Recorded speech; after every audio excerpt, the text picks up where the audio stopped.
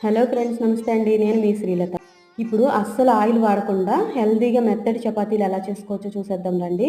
దీనికోసం 2 కప్పులు గోధుమ పిండిలో టేస్ట్‌కి సరిపడా సాల్ట్ వేసుకొని 2 స్పూన్లు పెరుగు వేసి కలపాలి. ఇప్పుడు అసలైన టిప్ అండి. ఇలా వేడి నీళ్లు కాచి కొంచెం కొంచెంగా పోస్తూ బాగా ఫింగర్స్‌తో ఒత్తుతూ ఒక 5 నిమిషాల పాటు బాగా స్మూత్‌గా వచ్చేలాగా కలుపుకోవాలి. అలా కలిపి మూత పెట్టి ఒక అరగంట పక్కన పెట్టుకోవాలి. అరగంట తర్వాత మళ్ళీ ఒక 5 నిమిషాల పాటు వేళ్లతో బాగా ఒత్తుతూ కలుపుకోవాలి.